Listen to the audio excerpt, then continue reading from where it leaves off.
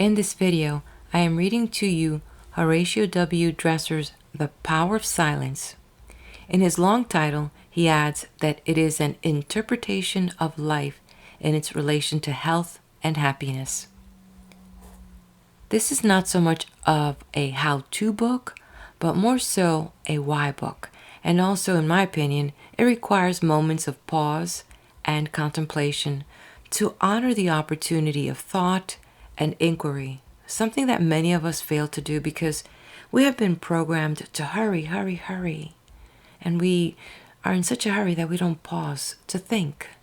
Yet, it is in the beauty of sitting with the author and his invitation for personal inquiry that he gently surrenders the reins and puts it in the reader's hand. Throughout the book, there are golden nuggets that merit pause and reflection. Such one instance was when the author wrote that truth is not truth for us until we have made it our own through reflection, until we have applied it in daily life. And to me, the book is very simple, and he will take us through this journey of some of life's deep questions. It dives into the origin of all consciousness and all life, and the nature and life of God. It does this in the most sublime way, leading us to that place where truth stands in its own self-defense and beauty. Welcome. I am Daisy, your hostess. I invite you on this 4-part video in the reading of this book, and I hope that you can pick up a golden nugget or two that may help you on this life journey. Before I turn the page, please do hit the like button and leave a comment. What are your golden nuggets? And let me know you are here. I now turn the page. The Power of Silence, an interpretation of life in its relation to health and happiness, by Horatio W. Dresser. A quote by Emerson. You taught my lips a single speech and 1,000 silences. End quote.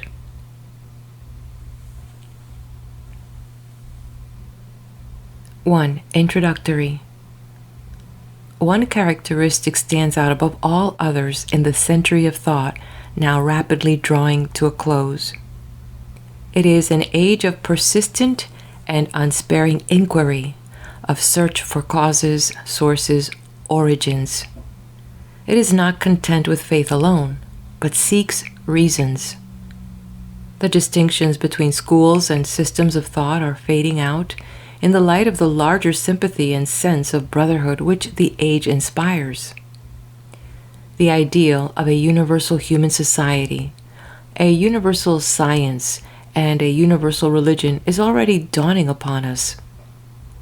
Students of history, of nature, of human thought and society are endeavoring to draw an accurate picture of the world life of the past out of which the present has necessarily proceeded. There is a new demand made upon man to understand himself in the light of all the causes that have operated to produce him, his thought, his daily experience, his joy and suffering. This desire to know the origin of beings and things as a progressing whole gives the clue to the method and purpose of the present volume.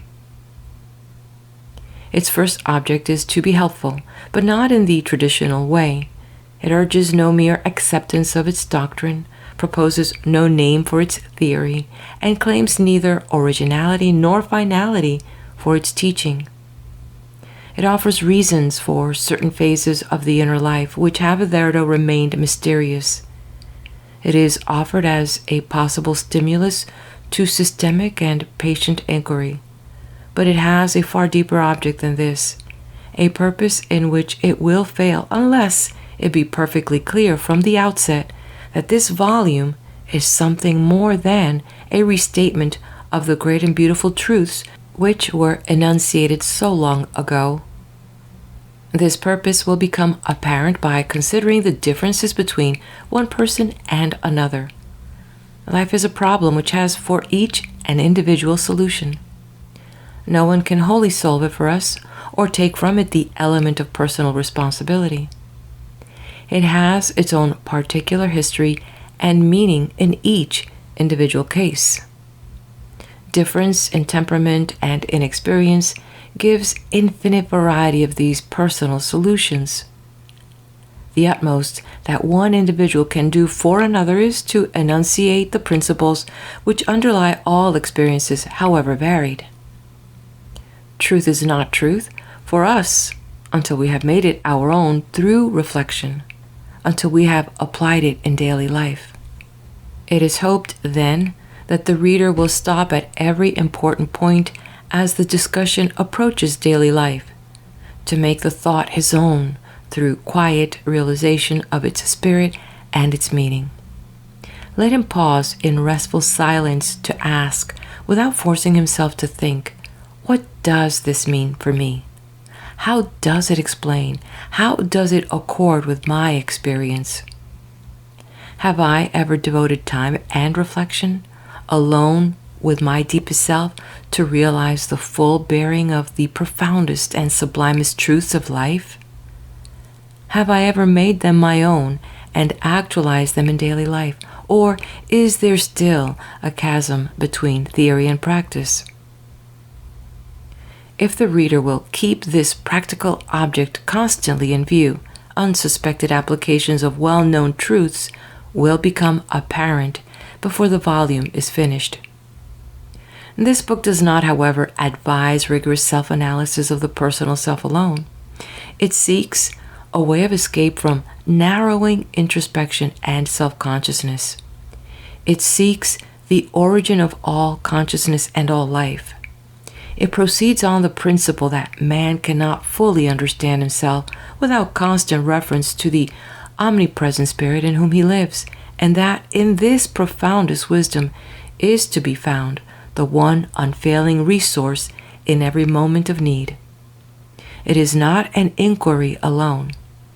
It is a chapter from life, an appeal to life, and aims to give the thing itself so far as possible, instead of talking about it. The principles on which it insists are the outgrowth of experience emphasized by reason. It therefore appeals both to the reason of the reader and to those deeper feelings which find their reason in our relationship to the great Oversoul. How else can one hope to unite philosophy and life?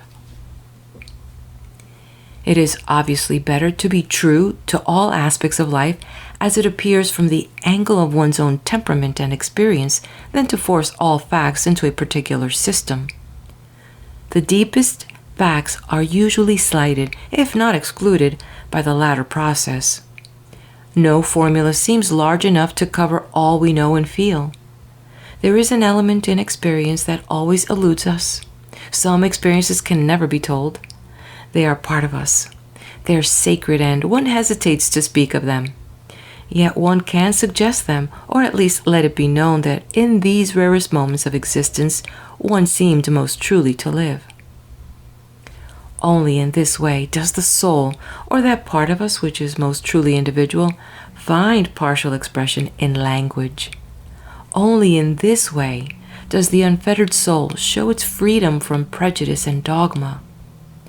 Allegiance to a person or theory limits one to the particular view of life represented by that person or theory. To claim finality for one's system of thought would be equivalent to affirm that progress shall end with that particular discussion. Our theories serve us well so long as we remember that life itself is larger. Life, then, is large and demands a broad way of thinking about it. To the majority, it is true, life is a mystery into which it is futile to delve too deeply, or it is a series of experiences at once so contradictory and fragmentary that no one can deduce any meaning from them. We have no sense of what our total self means. We suffer and we seek relief. We are absorbed in the present, in its needs and woes, unaware that our whole past lives, our inheritance, and our temperament may affect this bit of suffering nature which, for the moment, limits our thought. Thus, experience everywhere lacks perspective. Our thinking is painfully narrow. We do not look far enough. We live as though time were soon to cease, and prudence would not permit us an hour for quiet reflection. Yet a new phase, and to some the happiest phase of life, begins when we become conscious of our intimate relation to eternity, when we stop hurried thought and try quietly to realize what life means as a progressing whole. If life be one, and reveal one purpose, one God, can any other interpretation be rational? Will the parts ever assume their true relationship in our minds except when viewed in the light of the whole? If all power be one, and resident in the universe, acting through something or somebody, can we not discover how it is acting and thereby learn the course of events as related to our own lives? Can we not become adjusted to the situation as it actually is and stop this continual rebellion, this sense of disease and lack of harmony with the inevitable? Possibly our suffering is largely unnecessary and is caused by our own attitude. Possibly, too, it has a deeper meaning than we had suspected. But before we can bring about a change of attitude, before we can realize the power of silence, we must have a firm basis to stand upon. We must know what that power is. The presence of an unwordable element in our deepest experience is no excuse for vagueness. The thoughtful mind of today is no longer content with mere skepticism or with mere unproved assertion. We must have a reason for our faith, otherwise it is no faith at all. And the first trying experience will set us more adrift at the mercy of fear and opinion. Finally, then, this book aims to be positive and hopeful in spirit and in teaching. Its first proposition is, experience is best explained by its immediate environment. The truth is involved in the very nature of the beings and things by which we are surrounded. It only needs to be evolved or made explicit.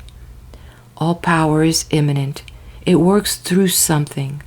Man should not look beyond his own nature, his own temperament, inheritance, education, until he is compelled to do so in order to find an adequate explanation of his experience.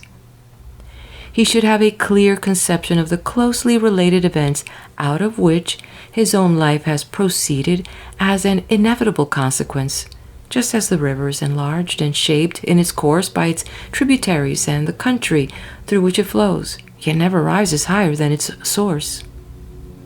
In a word, he must know his origin, both immediate and remote.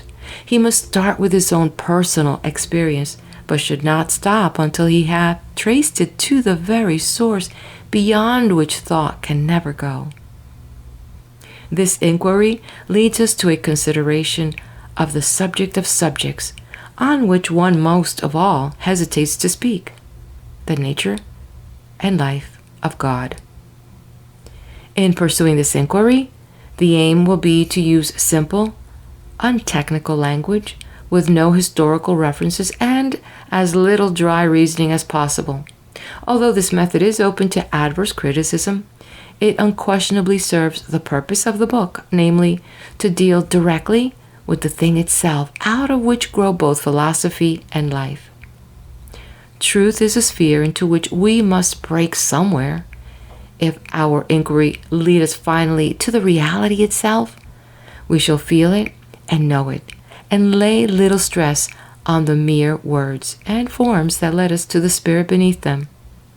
Let us, then, make the start in some well-known fact of existence, which shall lead us quickly as possible to that on which all existence depends. 2. The Immanent God. Some knowledge of the law of cause and effect lies at the basis of all systemic reflection. When a message is flashed over the wires from town to town, or the electric car transports us quickly and easily through the city streets, we know beyond all question that some cause has produced the effect which serves us so readily. The ease and rapidity which with the effect results do not deceive us. We may know little about the force in question, but we know that it acts in unvarying accordance with certain laws, the understanding of which enables us to control it. We learn further that every cause has its antecedent. The electricity is generated with energy derived ultimately from the sun. The motion of the ship, as it sails before the wind, is likewise traceable from wind to sun, from the sun to the very primal source of the motion which caused our universe to be. And we stop here only because we know not the antecedent of this first activity. The chain of related causes and their subsequent effects is in reality endless. Without a cause, nothing can happen. Nothing ever happened. And with an eternally active cause in the world, something must always happen.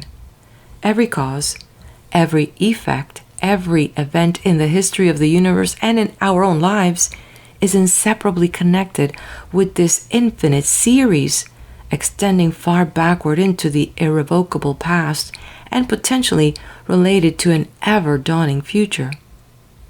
If we start with the simple motion of the hand, or the reflex nerve action which preceded it, and seek its cause, we inevitably end with this untraceable series of closely related events which bewilders the thought by its vastness. What does all this signify? When did cause and effect begin? An absolute beginning is simply unthinkable. One all-embracing series of causes and effects must have existed eternally, of which our world and its activity is a part, and of which all future activity will be an outgrowth. Furthermore, if the motion of my arm is related causally to the activity of my whole body, to my brain, to my physical and mental environment, to my parents, and to thousands of others who have thought and acted before me, to the world, the sun, in a word, to all activity throughout eternity, then the substance moved is no less a part of eternity. To grasp this thought fully, try for a moment to conceive the absence of all existences in the universe. And then imagine the creation or appearance of something or of some being in this infinite void. Such an event is utterly inconceivable, since something could not be a product of nothing, and every result must have an efficient and substantial cause. If then something can neither be made from nothing, nor something become non-existent, the sum total of substance must ever be the same. It can be modified, evolved, or dissolved, but must itself be eternal. Try now to imagine a condition of things in which there should be no motion, and conceive the beginning of motion in the illimitable and perfectly inert universe which you have conjured up. Once more the attempt is futile. Absolute and universal rest, like a perfect void, is inconceivable. Something moving would be needed wherewith to start motion, just as something substantial must have existed before a new product could result. If only one particle moved, then something moving must have caused its motion, and if it moved once only, all existing particles would be set in motion, since all particles are causally correlated. Motion could not cease, since only a moving power could stop it, and there would be no power to stop this inhibiting force. The cessation of motion, then, like its inception, is unthinkable. If it were not continuous eternal, it could never have become a fact.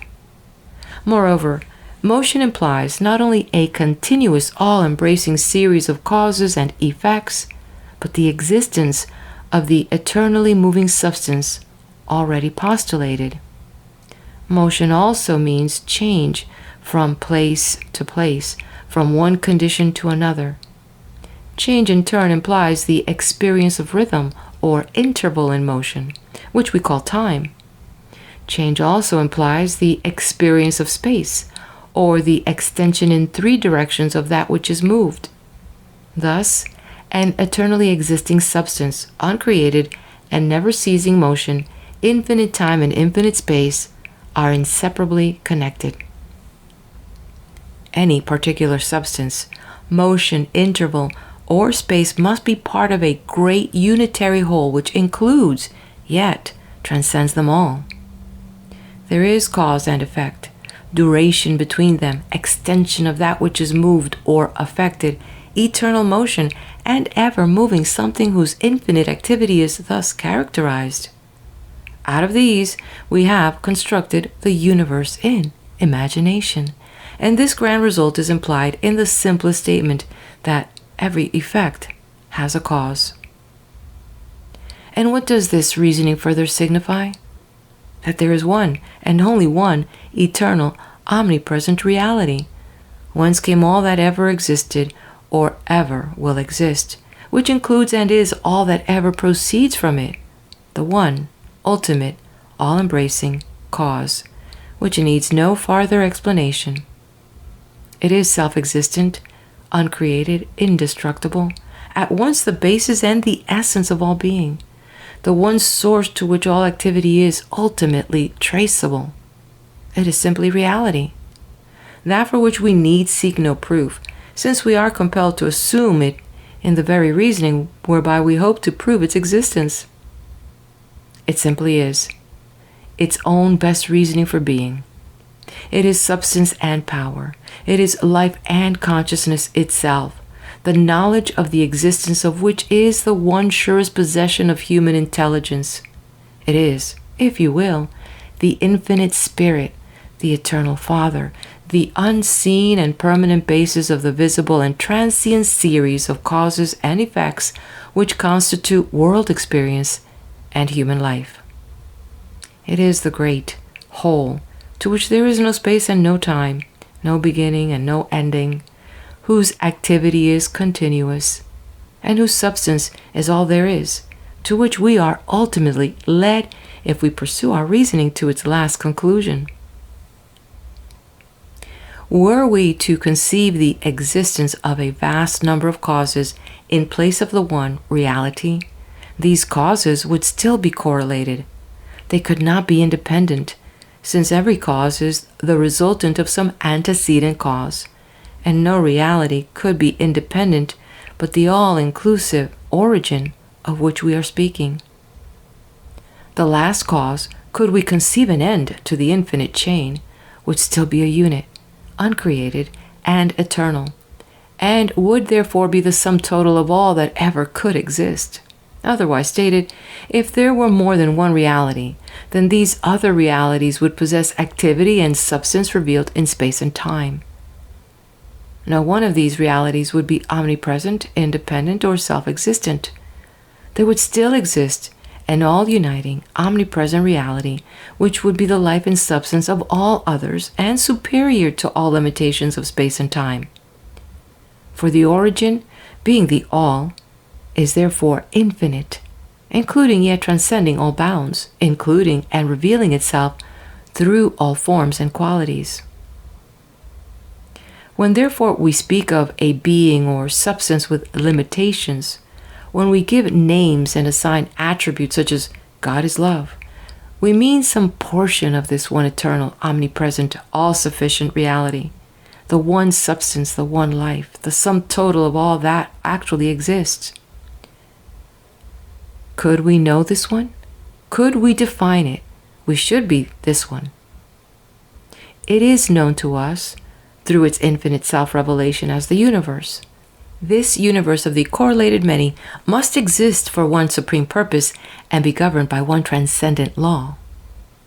Could we state this law and define this purpose, we should once more be this one which the many reveal. We may define it as intelligence, power, love, substance, but we have not defined it, but rather a certain attribute or manifestation as we know it. We may say that we know him, meaning a personal God, but we know him only in the one phase which appeals to our finite intelligence. The reality is still the basis of all phases, of all attributes, of all manifestations of power and form.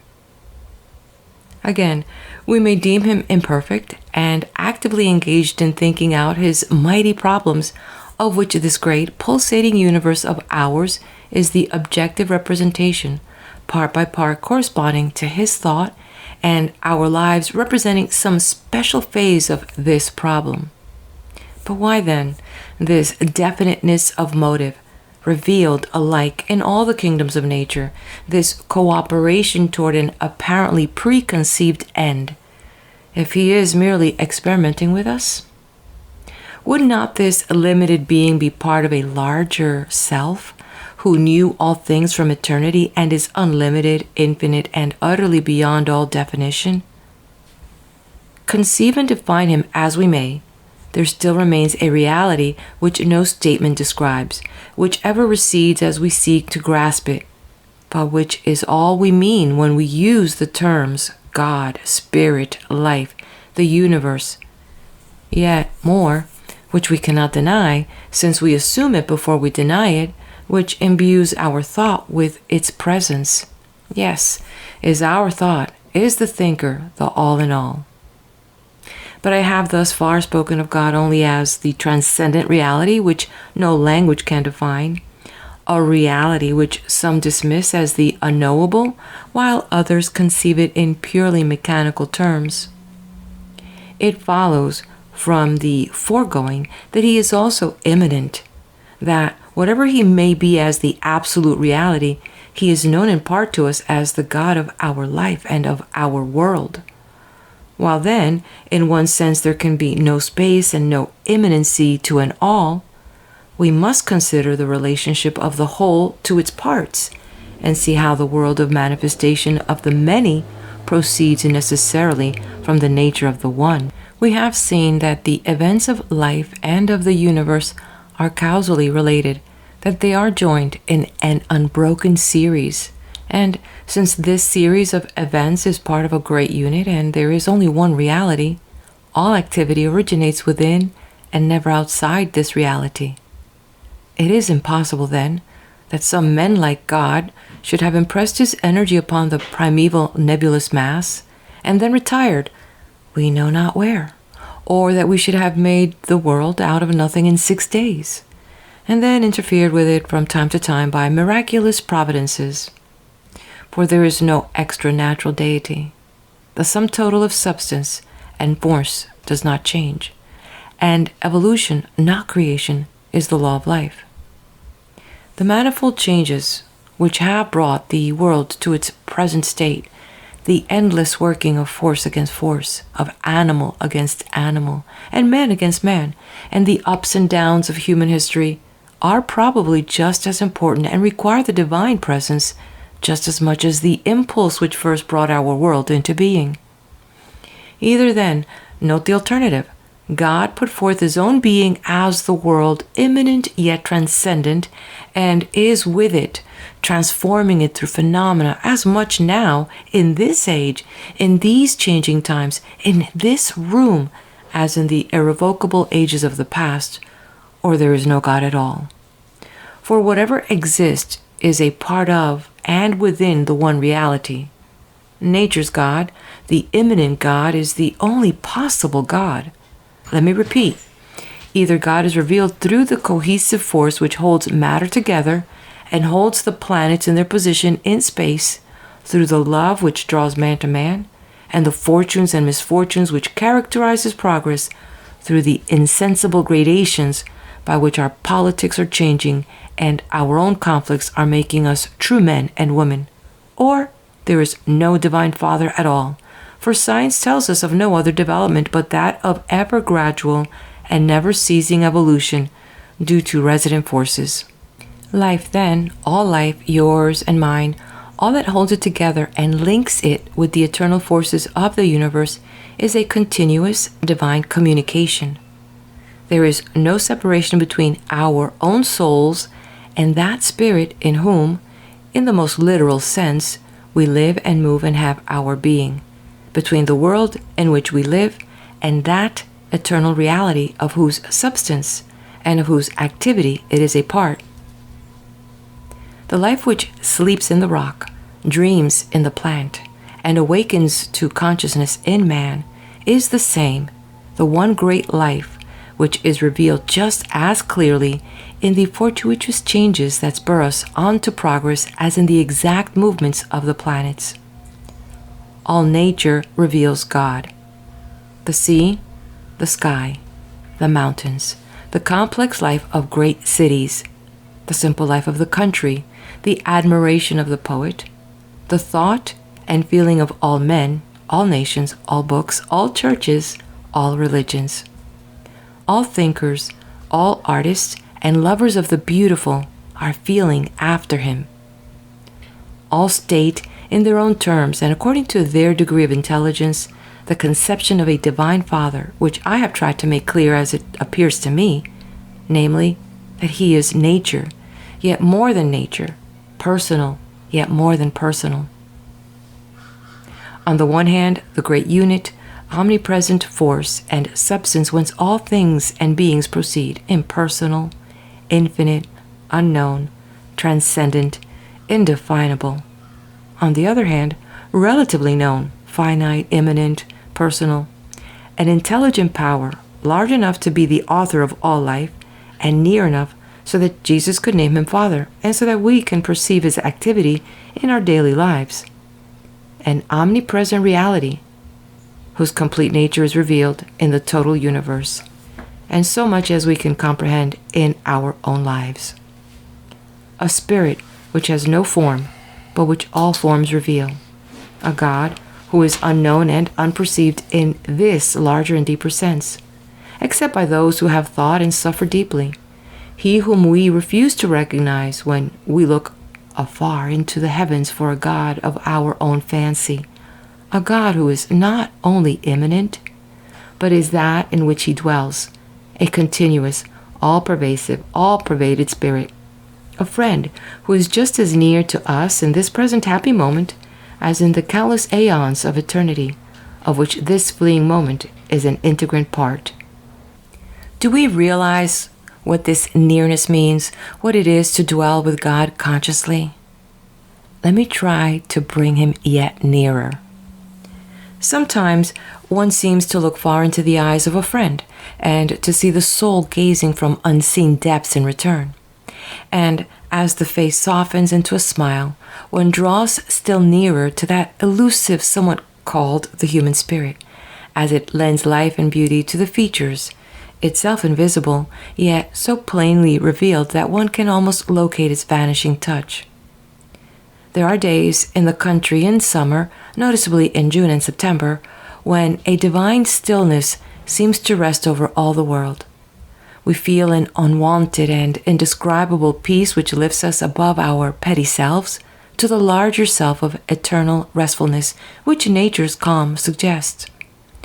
We almost worship nature at such a time, so near it brings us to the spirit which imbues the very vibrations of the atmosphere. Again, when standing near some grand mountain, or when looking far into the clouds at sunset, we seem to perceive the strength and the vanishing glory of him who is almost revealed to our longing eyes, yet forever remains beyond our keenest vision. And if we push our analysis still farther, do we not discover that all that is best and dearest in human life, all that is most useful in nature, is like this retreating beauty of a soft landscape? The mechanism is visible, but the beauty is of the mind? I saw my friend, you say, yet you only saw his face, not his soul, just as you see the world, but not the life which animates it. You feel love, you use wisdom, you reap the inner benefits of goodness, but all is intangible. No one ever saw force. We see and make use of its effects, yet no one doubts its existence. We know it through its manifestations. And some affirm that there is no dense material, simply varied modes of motion of one infinite force, of one underlying reality. While other philosophers describe the universe as a system of ideas produced in us by the great reality behind all phenomena. Whatever the ultimate nature of matter may be, and this is a question which we cannot profitably discuss here, it is evident that the reality is somehow made known to us. No one denies it, yet no one ever saw it. So intimate is the association between motion and that which moves, between cause and effect. The retreating beauty of nature, then, seems typical of our deepest associations with the Father, a union to which Emerson has given the best expression in his Oversoul. We are conscious of the human part, and when in times of sorrow we seem comforted from on high, we are dimly aware of the divine, yet we cannot grasp it. We can only affirm that God resides in and is the source of our being, just as the grandeur of nature resides in a landscape whose beauty we can never locate. Take love, take wisdom. Start with any quality in human life which points to a common nature, and tracing it to its source, one's thought is lost in contemplation of the great reality which must be all these qualities, since there could be but one perfect love and wisdom, which all share in greater or lesser degree, just as surely as the force which I move my arm is related to the power which from all time has caused the planets to revolve and the infinite series of causes and effects to be active. Were we not thus a part of the one omnipresent reality, there would then be some place where the reality does not exist, and it would not then be omnipresent. Unless our activity is due ultimately to the one life, then there is an existence independent of it, and this we have proved impossible. Our consciousness, our life, our intelligence must blend with the infinite life and consciousness. And this larger life must therefore be all of yet more than our own. Since this reality is omnipresent and is the sum total of all that exists, we must be part of it in order to exist at all, and as dependent on it as the plant on the sunlight. And since it must be conscious in order to be aware of its own existence, it must know us as a part of itself. Thus, there is no escape from the conclusion that we are part of the great reality, or God, that we reveal Him when we truly love and serve and are really wise, that He knows us as a part of Himself, that we have no power wholly our own, and that we do not exist apart from, but as part of this great Oversoul. In such a realization as this, that we blend in consciousness and in love with the ever-renewing life, and that we reveal more and more of the divine nature as we ascend in the scale of being, lies a real way of escape from morbid self-interest, introspection, self-consciousness, want of confidence, and the feeling of one's own insignificance. To know that our highest love, our deepest thought, our truest self is not wholly our own, but insofar as it is unselfish, is divine. This it is to have something in which we can trust and on which we can rely, which shows us what we are, not as weak human beings, which we vainly try to understand by self-analysis, but what we are as particles of the divine nature. Thus the painful thought is lost in the consciousness of divine nearness, just as though a particle of sunlight should become aware of its relation to all sunlight and to the sun. And what a pleasure it is to view nature and human life with an ever-deepening consciousness of this divine background. Truly, there is no time for complaint or even for suffering, so far as suffering is self-caused, if we dwell in this pure region of thought, where we look upon the good and true as an outburst of the divine, and all else is slowly evolving toward this realm of goodness, where the landscape suggests the beauty which it so well typifies, and where our own hardships lead us, not into the realm of complaint, but into the land of inquiry, of genuine desire to know what God is doing with us. But the question still remains, how can the infinite become finite? How can a perfect God know imperfect man with all his woes and struggles? Why should he create? The answer is contained in what we have already said concerning the one reality. Continuity of motion is one of the attributes of that reality, the activity of which originates within itself and is never self-destructive. Eternal self-interaction is the cause of eternal self-manifestation. The reality has therefore never been without manifestation. Although it is the one, it must ever have been the many. it must ever have been at once finite and infinite, since it is not simply an undivided whole, but is the sum of all its parts, each one of which, like the figures 1, 2, 3, is finite. Motion could not spring suddenly out of a perfectly simple inert unit. Even an ultimate cause must be substantial and active from eternity, and have something on which to act. We need not then try to conceive the beginning of this universe, for it never had a beginning except in its transitory aspects. Nor need we conceive a motive for the first manifestation of the one reality, since it could not exist without manifestation, and whatever appears it at once a part of itself and an outgrowth of that which has actively existed throughout eternity. The one is the sum total of all possibilities. It is eternally the many, either actually or potentially. If it be actually the many, then there's always somewhere all possible forms of manifestation.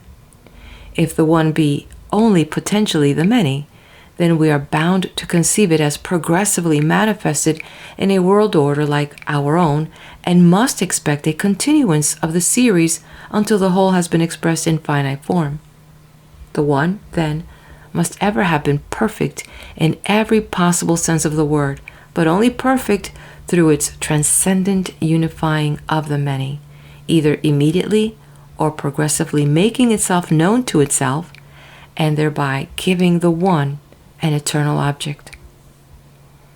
Put in more familiar phraseology, could a perfect being exist without some object of his love and wisdom, without some manifestation whereby he should know himself? And if God is perfect intelligence, does he not know all possibilities, both of divine and of human action?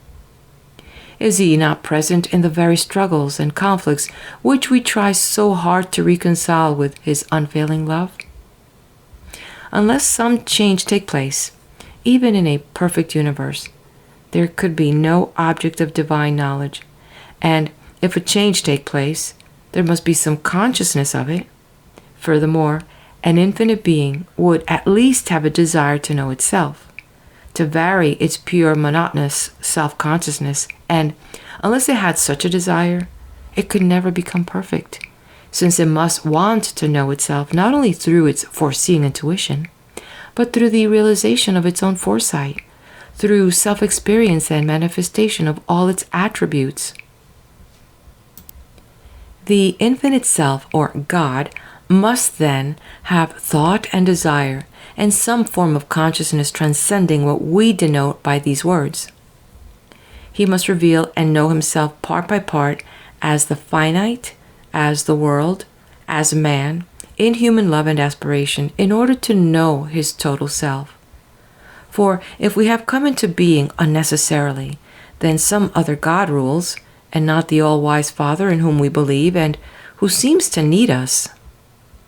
The very effort to be rational, the act of self-knowledge, consists in separating off some portion of the infinite in such manner that it shall represent a phase of the total life. And are we not just such different aspects of a common nature, with our varied temperaments and our diverse ideas? Since then, the infinitely self-conscious reality includes within itself all possibilities of thought and action, before its boundless contemplation must pass all that could ever be thought.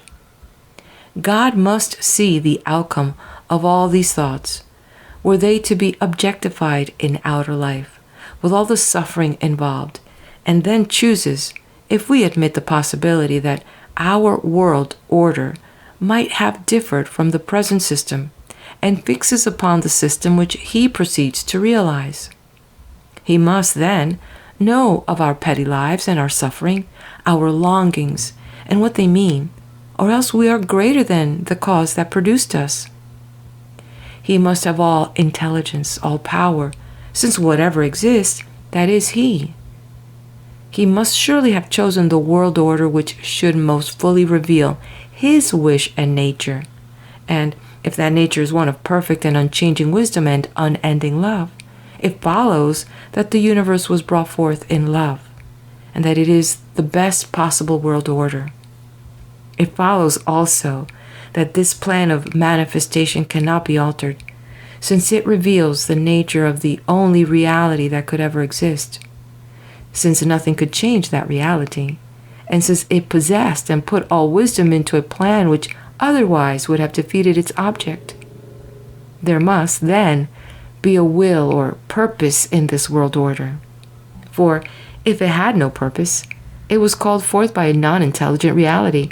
It is simply mechanical. Evolution has no deep meaning. Our desire for reasons is without a basis, and there is no reality which includes our intelligence.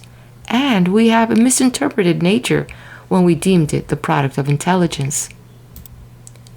In order, then, to grasp this wholeness of relationship of the great world order, let us once more adopt the imperfect figures of human speech and conceive this reality as an infinitely wise and all-loving, all-containing, all-animating thinker in whose comprehension the shining worlds of space and the tiniest atoms whereof matter is made are grouped in one transcendently perfect system of self-realization, through whose measured reflection are evolved planets such as our own, unvarying in their law because he is unchangeable, requires ages of time because his reflection is measured and sure, definite in shape and known to us as matter because his purpose is rational, and because reason consists in establishing bounds, and through whose tender care we are led onward to conscious union in thought and deed with his purpose for us.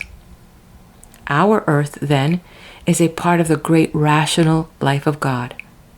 It has its definite orbit and a definite history. It follows unchanging laws just because it is part of a thoroughly rational life. It is distinct from other spheres of the infinite activity just because its history fulfills a purpose and is therefore moral. It is finite because it is part only of this morally rational life. And so, let me repeat, with you and me, we are expressions of the infinite life, yet are finite just because the all-seeing intelligence means one thing in your life and something else in mine. We are imperfect, incomplete, because we join with others to form his meaning, and he has not yet reflected our lives to their perfect conclusion, a process which we are confident he will complete, though it take eternity. Such a figure as this, the relation of a thinker to his progressive system of thoughts, seems most nearly to approximate the nearness which human speech can barely suggest.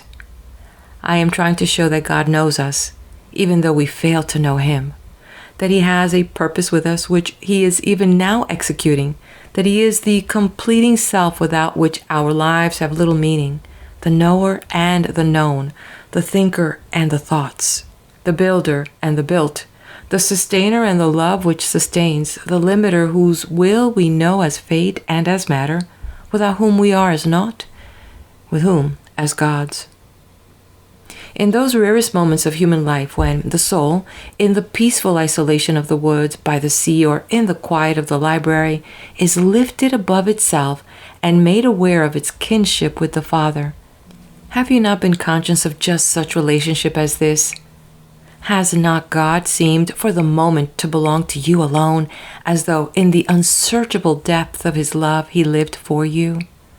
Yet were you not conscious that the spirit which then moved you to silence is the same which speaks throughout the countless spheres of the universe? What a divine joy would life be could we always maintain this consciousness in the inner presence. But are we not apt to forget this nearness, to fear, to worry, and to act as though we were independent of the great reality, the all-seeing Father, without whom we could not be? The present paper is simply an attempt to lend system to these rare moments of uplifting, that we may become more conscious of the divine inflow.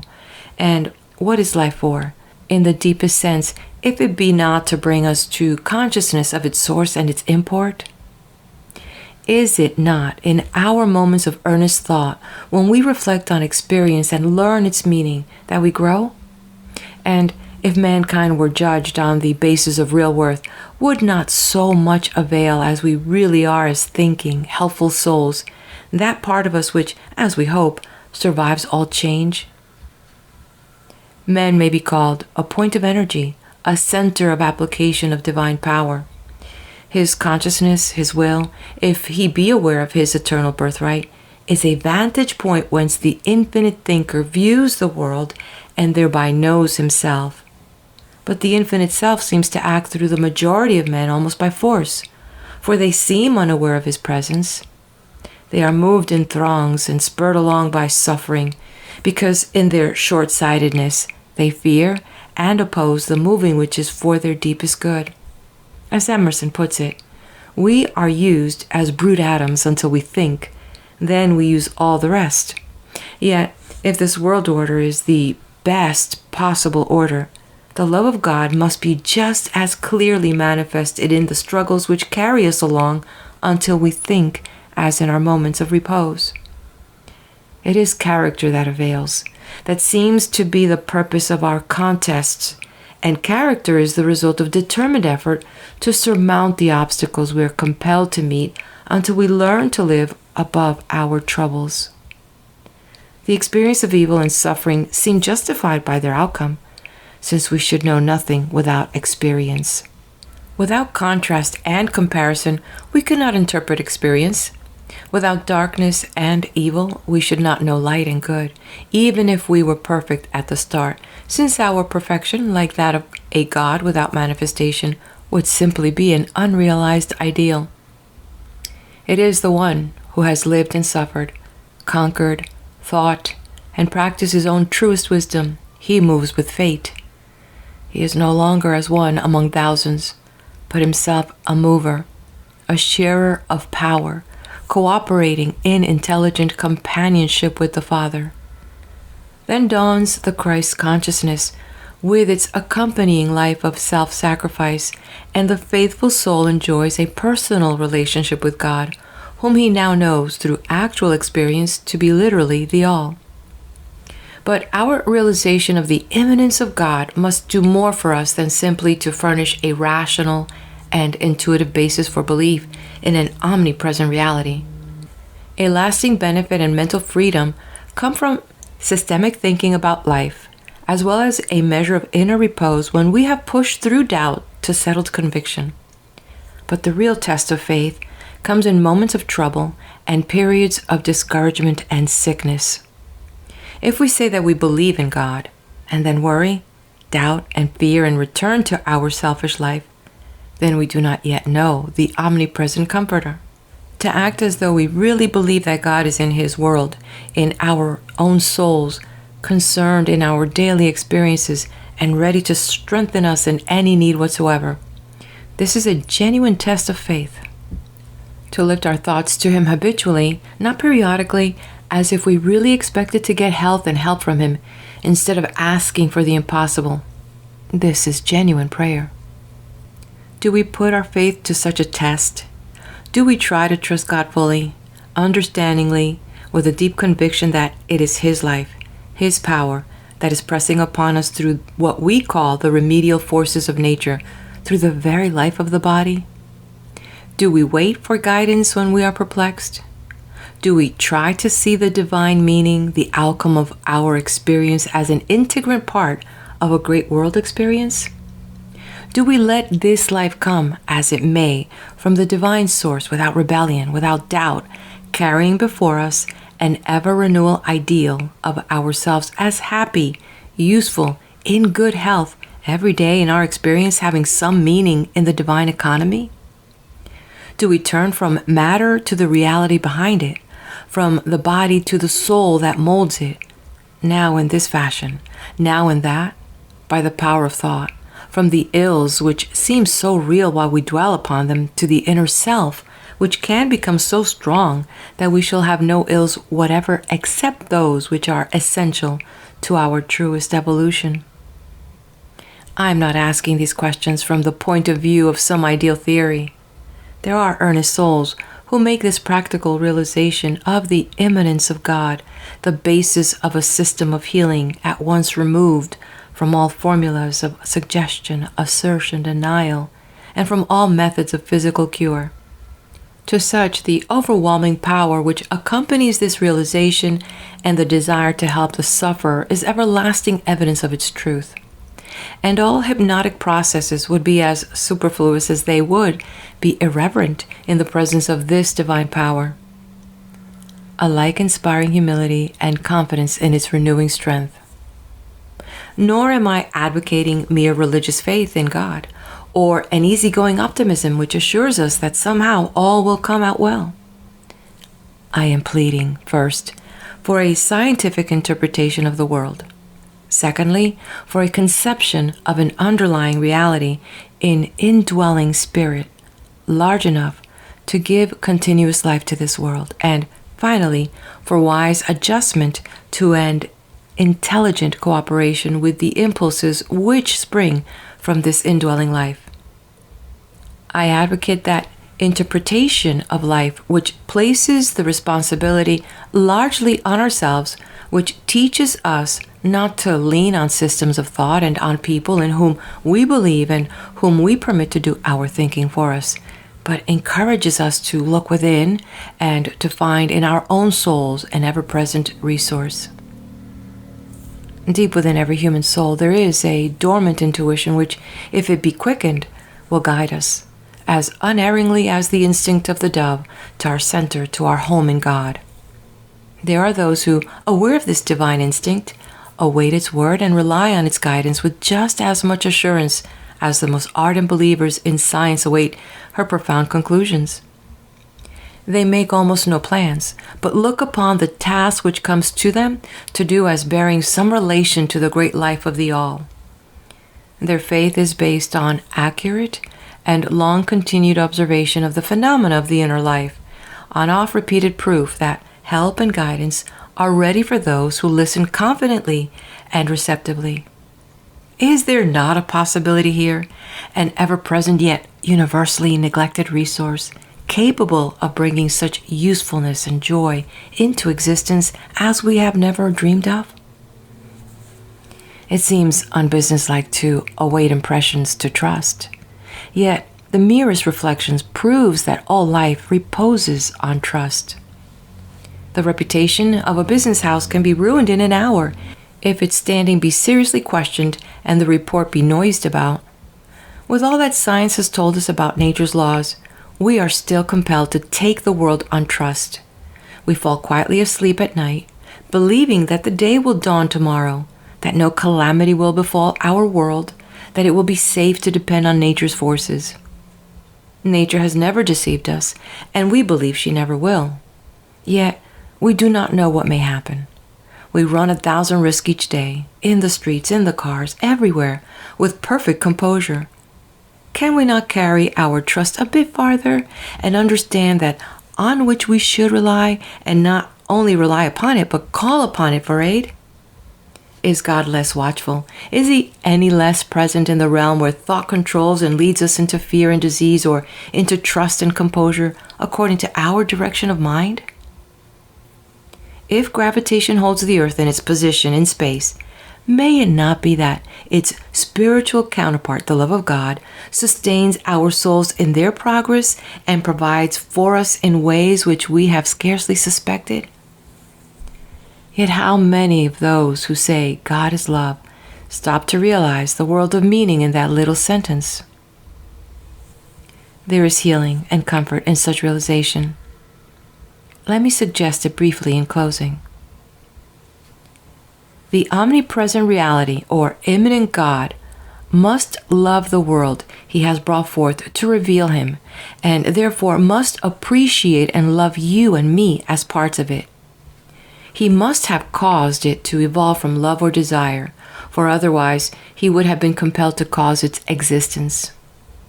Had He been compelled against His will, the existence of a compeller would be implied. And this is impossible, since there is but one reality. Since He is the all, He is all the love there is. And since He must of necessity reveal Himself in order to have an object of His inexpressible devotion, He must have put Himself forth in love. And if He brought us here in love, He must care for our continued welfare, since He is unchangeable. If He cares for us, He must have had a loving purpose in causing us to exist, for He was not compelled to bring us into being. He is all-wise and could not have brought us here without knowing His own purpose. No one can defeat His purpose, since He alone exists. His purpose cannot be self-destructive, nor can He wish us harm, since He called us forth in love. If He loves us, He must be with us, since a distant God is impossible and would be cold and unfeeling, while the true God is our larger, our diviner self, nearer to us than thought, closer than thought can imagine. His relation to us must ever be intimate, since there is no power, no substance, no space to separate us. Therefore, we are not in any sense apart from Him. We exist with Him in a relationship typified by that of a child in its mother's arms. He is our Father, though infinite in power and wisdom. Nothing can prevent us from enjoying His love, His help, His peace, His inspiring guidance, but our own failure to recognize His presence. Let us then be still and know His love, His indwelling presence. Let us test it fully and learn what it will do for us if we never worry, never fear, never reach out and away from His present life. Let us absorb from His love as the plant absorbs from the sunlight, for our spirits, like the plants, need daily nourishment. Can we estimate the value of such quieting reflection as this, if it be renewed day by day? Sometimes a text of scripture, a poem, or a piece of soft music will bring it to us. Sometimes we must seek the solitude of nature ere the Spirit come. For it is the Spirit that is the essential, and not, I insist, any form of words, or assertions or suggestions. Silently and unobserved, the Spirit will breathe upon us if we reflect, if we wait for it in stillness day by day. It will not come if we doubt, if we fear, or, note this especially, if our own thought be too active. For the Spirit never intrudes. It lets us go our own way if we choose. It comes, we know not how, if we trust. All it asks is receptive listening. Then all an unselfish human being would wisely ask is ours. It steals into our consciousness when we think deeply, to guide, to strengthen, to heal, to encourage. The great secret of life is to know how, in our own way, to be receptive to it, how to read the message of its inner whispering. The sure method of growing strong in realization of its nearness is to believe it will come if we listen, to trust it in moments of doubt as the lost hunter trusts his horse in the forest, to have an ideal outlook, and then renew our realization day by day, ever remembering that as the Spirit is the only reality, the one power, the one love, we live in it and with it, and there is naught to separate us from its ever-watchful care, its ever-loving presence. Meet me at the next video where we continue with the reading of The Power of Silence by Horatio W. Dresser. If you haven't done so, please do hit the like button. If you know of someone that could benefit from this book, please do share it with them and subscribe to the channel.